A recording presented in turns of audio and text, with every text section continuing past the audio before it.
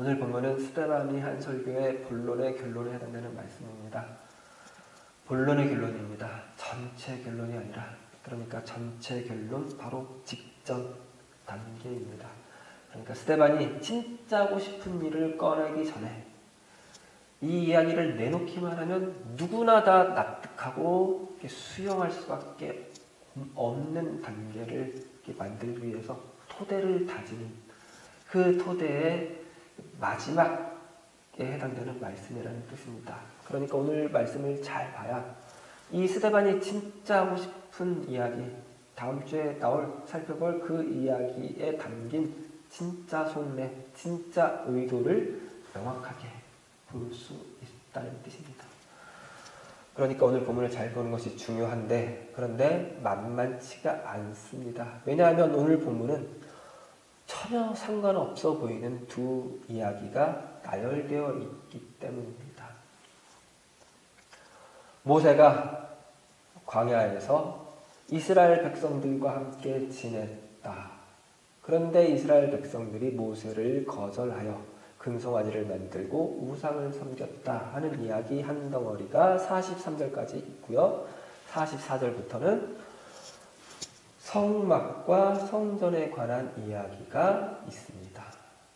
이 두 이야기는 그냥 얼핏 보든 찬찬히 보든 전혀 상관이 없어 보인다는 것이 문제입니다. 굳이 연결고리를 찾자면 모세가 광야에 있을 때 하나님으로부터 명령을 받아 성막을 지었다라는 사실 하나밖에 없습니다. 이 사실을 제외하고는 아무런 연관이 없어 보이는 이야기를 스데반은 너무나도 필요하다는 듯이 연결해서 이야기하고 있다는 것이 문제입니다. 그래서 학자들도 대단히 당혹스러워합니다. 여기서 이야기를 왜 해? 하는 반응밖에 볼 수가 없는데요. 그래서 스데반이 이 긴 설교를 할 수밖에 없었던 정황이 기대입니다. 모세와 성전을 모독해서 기수강한 정황이죠. 그래서 스데반이 하는 이야기는 나는 모세를 모독한 것도 아니고 성전을 모독하지도 않았다라는 이야기, 그런 변명을 하는 것이라고 보는 경향이 많다고 그랬죠. 마침 오늘 본문에 성전 이야기도 나오고 그 성전 이야기의 결론은 성전 꼭 필요한 것 아니었어. 하나님은 성전 없어도 거하실 수 있어. 이런 이야기로 마무리되는 것 같으니까 딱 그 정황에 맞는 이야기처럼 보여서 그렇게 결론을 많이 내리곤 합니다. 그러나 이건 스데반이 이 성전 이야기를 꺼낸 진짜 이유를 다 반영하지 못한 이야기입니다. 그 스데반이 성전 이야기를 꺼낸 진짜 이야기를 반영하려면 사실은 전혀 상관없는 두 이야기 가운데 앞의 이야기, 성전 이야기가 아닌 이야기와 이 성전 이야기가 걸린 이야기를 연결을 해야 되기 때문입니다. 이걸 연결하지 않고는 스데반이 진짜 하고 싶은 이야기를 볼 수 없다 이겁니다. 그러면 이 두 이야기를 어떻게 연결할 수 있을까요? 그건 구조에 있습니다. 이 성막과 성전 이야기에서는 그 구조가 명확하게 보이지가 않습니다. 그래서 이 구조로 연결하는 것도 쉽지가 않지만, 그러나 앞의 이야기를 가지고 그 구조를 명확하게 찾아내면 그걸 가지고 볼 수 있습니다. 앞의 이야기는 37절, 38절에 아주 큰 선언으로 시작이 되는데요. 오늘 본문을 기준으로는 시작이 되는 것이지만 오늘 본문은 스데반이 하는 긴 설교의 중간 마지막에 자리한 거니까 지난주 봤던 그 이야기의 본문의 마지막 이야기와 이어져 있는 이야기이며 같은 선언입니다. 지난주에 봤던 이야기의 마지막은 36절입니다. 이 사람이 백성을 인도하여 나오게 하고 애굽과 홍해와 광야에서 40년간 기사와 표적을 행하였느니라.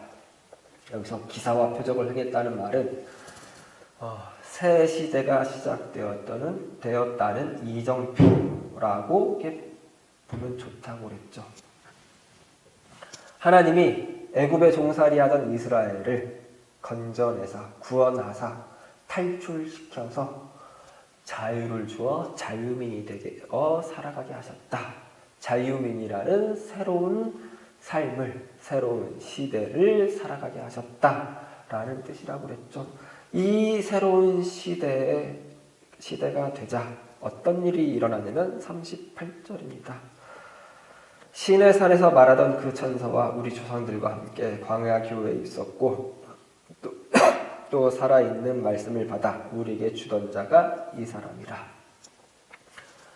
살아있는 말씀을 받아 우리에게 주었대요. 모세가 살아있는 말씀을 누구에게 받았을까요? 하나님에게죠. 어떻게 받았을까요? 하나님이 임재하셨으니까 받았겠죠. 하나님이 임재하시는 곳, 하나님이 임재하시는 공동체, 교회입니다. 광야교회라는 말이 담고 있는 의미입니다. 하나님의 임재하심, 하나님의 말씀 전하심, 말씀 선포하심, 이게 새로운 시대가 열리자 일상이 되었다는 뜻입니다. 그런데 말 그대로 이 새로운 시대는 일상입니다.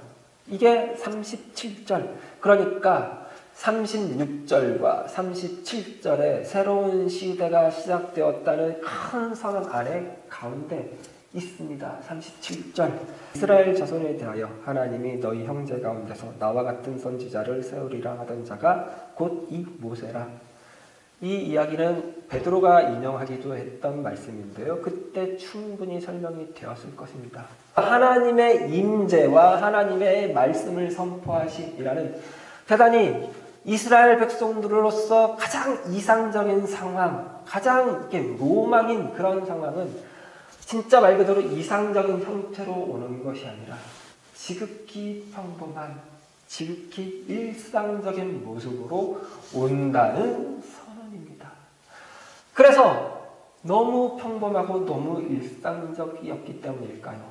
이 하나님의 백성 1세대인 첫 번째 세대나 다름없는 이 모세와 같은 시대를 살아갔던 이스라엘 백성들은 그 평범함 가운데 있는 하나님의 임재와 하나님의 말씀 선포함을 만족하지 못합니다.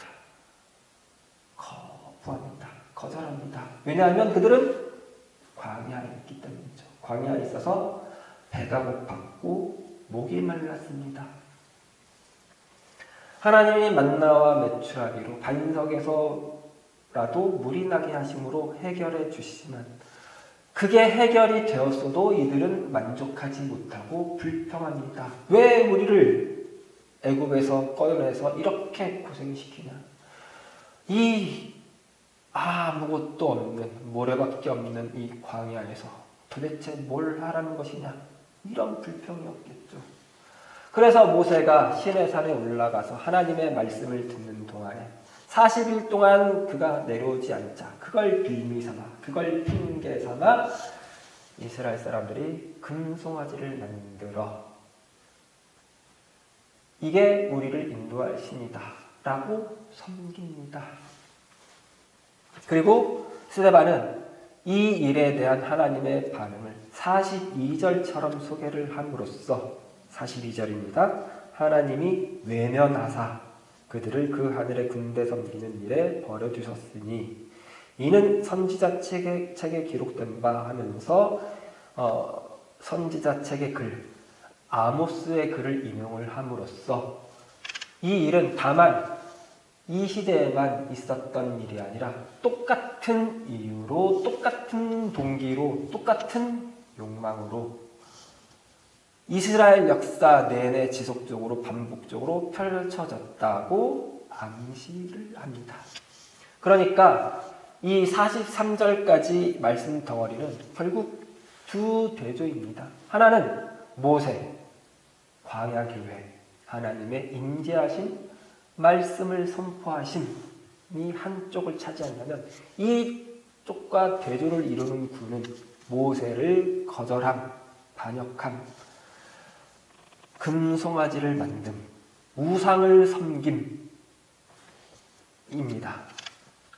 이 대조가 이 다음 이야기 덩어리로 그대로 이렇게 전해지는 것입니다. 44절부터 증거의 장막, 성막 이야기가 펼쳐지는데요. 성막에서 제일 중요한 것은 여호와의 언약궤입니다. 여호와의 언약궤는 여호와 하나님의 임재를 상징하는 궤입니다. 여호와 하나님의 임재.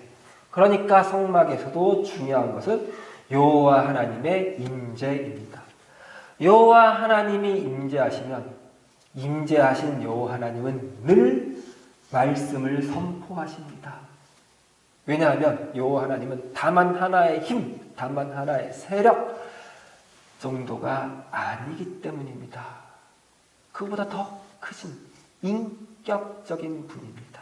그래서 인격적인 분이기 때문에 당신의 좋고 싫음을, 당신의 성품을 알리십니다. 선포하십니다. 말씀으로 선포하십니다. 그러니까 성막, 그러면 중요한 것은 하나님이 임재하셨다, 하나님이 말씀을 선포하셨다입니다. 그러니까 이야기가 광야에서 하나님이 임재하셨고 말씀을 선포하셨는데 이스라엘 백성들이 그걸 거부하고 금송아지를 만들었고 우상을 섬겼다는 대조에서 성막과 성전으로 이야기가 전환이 되었지만 한쪽 축, 하나님이 임재하셨고 하나님이 말씀을 선포하셨다는 이 한쪽 축은 변하지가 않았다는 것입니다. 그러니까 한 축이 형성이 된 것이죠.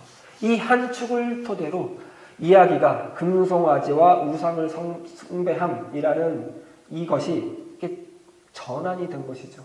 뭘로 전환이 되나요? 성전입니다. 성전. 이게 왜 이렇게 전환이 될까요?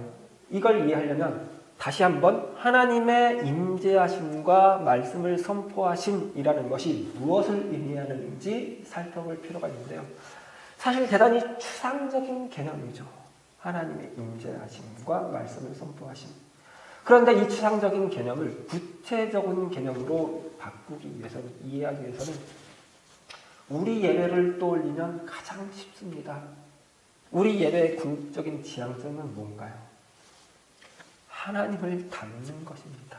그러니까 하나님의 임재, 하나님의 말씀을 선포하신 광야교회, 성막, 이거의 목적이 뭐였다고요? 하나님의 성품을 알아. 하나님의 마음을 알아. 하나님을 닮아가는 것이 목적인 거예요. 그런데 이스라엘 백성들은 이걸 외면했어요. 그들이 광야에 있어서 배가 고팠고 줄인 탓에, 목이 마른 탓에, 입을 게 없는 탓에 그랬는지 모르겠지만 외면했어요.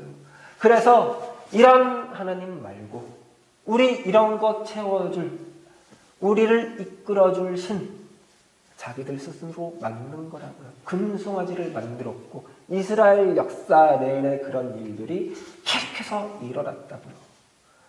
그런데 이렇게 금송아지를 만들고 우상을 섬기는 일이 대단히 원색적이고 누가 봐도 죄의 모습으로 일어난 이 하나님의 임재와 하나님의 말씀을 선포하심이 갖는 의미를 외면하는 방법 가운데 하나라면 성전을 짓는 것은 조금 더 거룩한 모습으로 이 하나님의 임재와 말씀하심이 갖는 의미를 외면하는 또 다른 방법이라는 이야기를 지금 스데반이 하는 것입니다.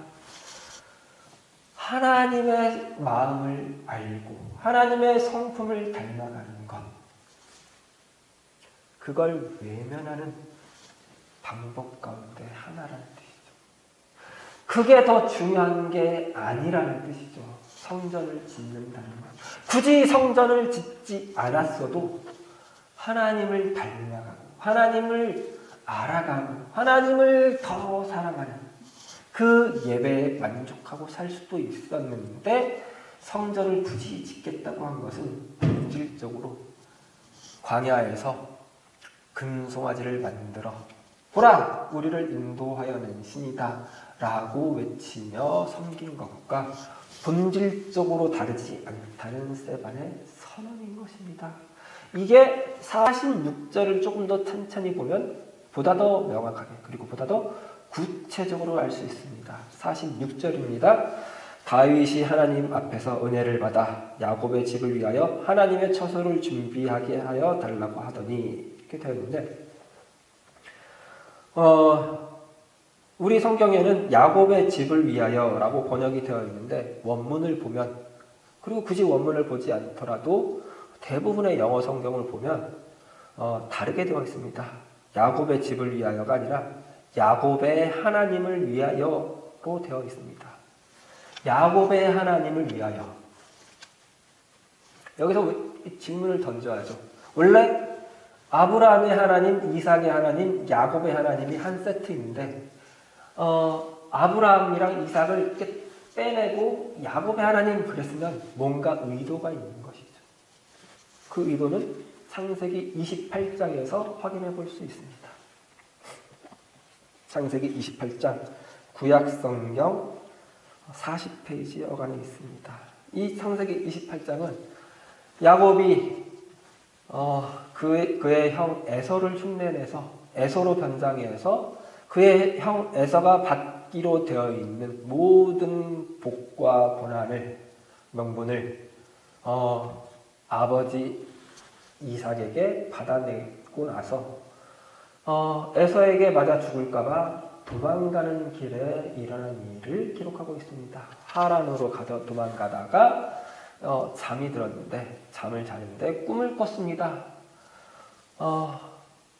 하늘에 맞닿는 사다리가 있고 그 사다리를 천사들이 오르락내리락 하는데 하나님이 또 이렇게 말씀을 하십니다. 그 약속의 끝자락에 15절 이렇게 같이 보죠. 28장 15절입니다. 내가 너와 함께 있어 내가 어디로 가든지 너를 지키며 너를 이끌어 이 땅으로 돌아오게 할지라. 내가 내게 허락한 것을 다 이루기까지 너를 떠나지 아니리라 하신지라. 아무튼 이렇게 하나님이 야곱에게 지켜주겠다고 보호하겠다고 약속을 했습니다. 그래서 야곱이 깼는데 야곱이 그 하나님을 향하여 이렇게 소원을 합니다. 20절부터 보겠습니다. 20절부터 22절까지 야곱이 서원하여 이르되 하나님이 나와 함께 계셔서 내가 가는 이 길에서 나를 지키시고 먹을 떡과 입을 옷을 주시어 내가 평안히 아버지 집으로 돌아가게 하시오면 여호와께서 나의 하나님이 되실 것이요 내가 기둥으로 세운 이 돌이 하나님의 집이 될 것이요 하나님께서 내게 주신 모든 것에서 10분의 1을 내가 반드시 하나님께 드리겠나이다 하였더라. 지금 이 야곱이 하는 소원을 이해하시겠어요? 하나님이 야곱을 잘 지켜주시면 그래서 먹을 떡도 입을 옷도 떨어지지 않게 해주시면 평안을 지켜주시면 평안하게 해주시면 내가 다른 신 아닌 당신을 하나님으로 섬기겠습니다. 하나님으로 인정해 주겠습니다. 이따로 말을 하는 거라고요. 그리고 내가 지금 이 돌을 세웠는데 이게 당신의 집이 될 것입니다. 그냥 이 돌이 당신의 집이 되는 것이 아니라 자기를 잘 지켜주면 자기 먹을 떡, 입을 옷, 평안함 지켜주면 이 돌기둥이 당신의 집이 될 것입니다. 이렇게 이야기하는 거예요. 그러니까 이 돌기둥이 당신의 집이 됐으니까 내가 언제든 이 돌기둥에 오면 당신은 나한테 이 약속 지켜줘야 합니다. 이런 뜻이라고요. 이 야곱의 약속이 가진 패역함 아시겠어요? 이게 야곱의 하나님이라는 그 표현에 담겨있는 뜻입니다. 그러니까 다윗이 소원하고 솔로몬이 실제로 지은 하나님의 성전, 거룩한 성전을 지은 그 진짜 성례는 이런 것이라는 뜻입니다. 하나님 나를 지켜주십시오. 나를 지켜주시면 그런 거라고요. 그러니까 다윗의 소원에서도 솔로몬의 그 성전 건축에서도 뭐가 빠져 있냐면 하나님의 임재하심과 하나님의 말씀을 선포하심, 그게 목적하는, 그게 지향하는 하나님을 닮아감, 하나님을 더 알아감, 하나님을 더 사랑해감, 이런 게 지금 빠져 있는 거라고요. 그러니까 성전을 짓는다고 하는 거룩한 모습은 보이지만 그게 원색적인 면이 됐을 때는 금송아지를 만듦과 전혀 다를 바가 없다라는 선언 셈입니다. 이 이야기를 가지고 진짜 뭘 이야기를 하려고 하는지는 다음 주에 이 스데반의 설교 진짜 결론과 함께 살펴보도록 하죠. 그런데 오늘은 이 대목 가지고 우리가 한번 더 생각해보죠. 우리는 모두 금송아지를 만들 의도는 없습니다. 그쵸? 나는 금송아지를 만들어 섬기겠습니다 하지는 않죠, 적어도. 그러나 저도 여러분도 어느 누구도 쉽게 아니라고 말할 수 없는 것은 각자 나름의 자기가 짓고 싶은 성전이 있다는 것입니다. 명분은 물론 당연히 하나님을 위하여입니다. 그런데 속내는 이런 것들을 하면 복받을 것 같으니까, 이런 것들을 해야 하나님이 기뻐하실 것 같으니까, 하나님이 기뻐하셔야 내 인생의 장애물이 그나마 줄어들고, 나는 아니더라도 내 자녀들이라도 나보다는 덜 고생할 것 같고, 그런 것들이 조금씩 있을 것입니다. 각자의 나름의 성전 건축. 물론 누군가는 진짜 성전 건축, 교회 건축일 수도 있겠지만 다 이렇게 제각각의 모습으로 가지고 있을 것입니다. 그게 꼭 교회에서 이루어지는 종교적인 행태로만 이렇게 이루어진다는 법은 없습니다. 나름의 뭔가 아무튼 자기가 하나님을 내세워서 이렇게 만들어내는 명분 같은 게 있을 것입니다. 그런데 그것 때문에 하나님을 닮아가는 걸 외면하게 만든다면 그건 금송아지를 만드는 것과 그 만든 금송아지를 신으로 섬기는 것과 본질적으로 다르지 않다고 성경이 이야기하고 있다는 것 놓치지 마시기 바랍니다. 이건 다만 스데반만 그런 것이 아니라 모든 성경이 계속해서 반복적으로 하는 이야기라는 것 기억하시기 바랍니다. 그런데 하나님의 성품을 닮아가는 것은 늘 평범한 가운데 있습니다. 아무것도 아닌 것 같은 일이 있습니다.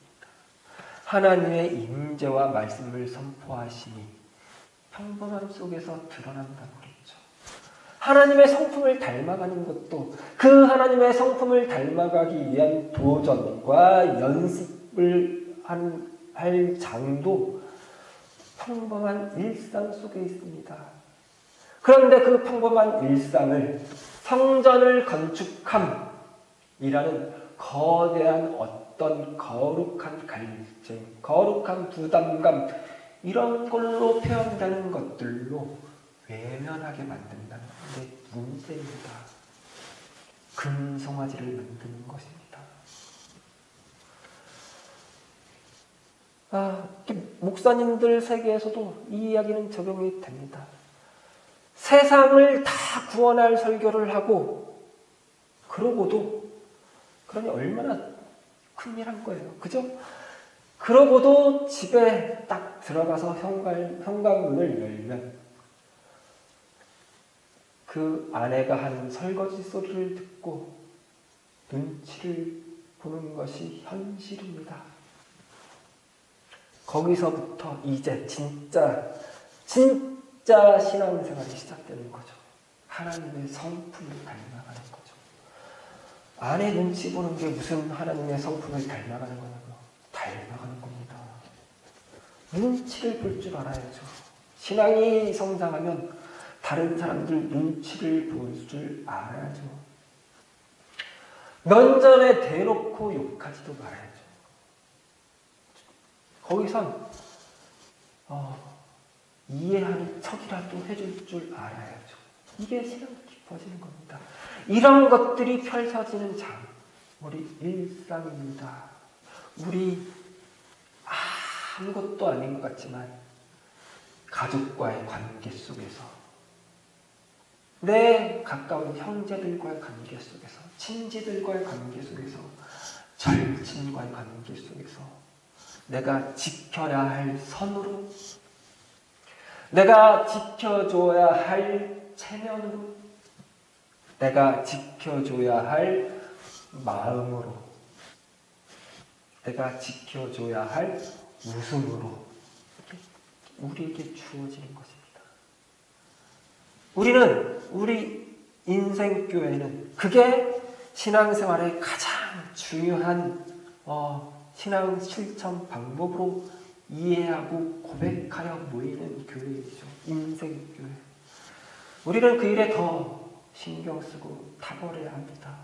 우리는 더 경각심을 가져야 합니다. 그를 외면하고 조금 더 거룩해 보이는 일에 우리를 헌신하려고 든다면 우리는 금송아지를 만드는 것이고 금송아지를 섬기는 것과 다르지 않다는 것 기억해야 합니다.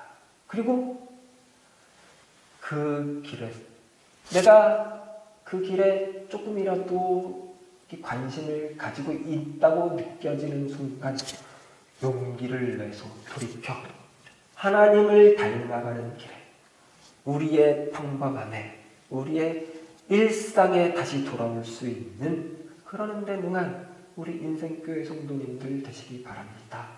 그래서 사랑하고 격려하고 위로하고 배려하고 서로 안아주고 웃어주고 웃게 해주는데 능한 하나님을 닮아가는 우리 인생교회 성도님들 되시기 바랍니다. 기도하시겠습니다. 하나님 감사합니다. 하나님을 더 닮아가길 원합니다. 하나님께서 그것을 위하여 인간이 되어 이 땅에 오셨고 우리의 모든 문제를 해결하셨고 우리에게 하나님을 닮아갈 힘을 주셨습니다. 능력을 주셨습니다. 그리고 그 일이 얼마나 중요한지 우리에게 보여주셨습니다. 그리고 그 일을 얼마나 하나님이 바라고 계시는지도 보여주셨습니다. 우리가 그것을 외면하는 것이 얼마나 위험한 일이고 폐역한 일인지도 보여주셨사오니 하나님, 우리의 눈을 늘 하나님을 닮아가는 일로 그 길로 고정하게 하여 주시옵소서. 우리의 눈이 자칫 조금 더 거룩해 보이고 조금 더 명분 있어 보이는 성전 짓는 일 같은 것에 우리 눈이 돌아가지 않게 하여 주십시오. 그 길의 뒷면에는, 이면에는 하나님을 향한 배역, 우상 숭배가 도사리고 있다는 것 늘 기억하게 하여 주십시오.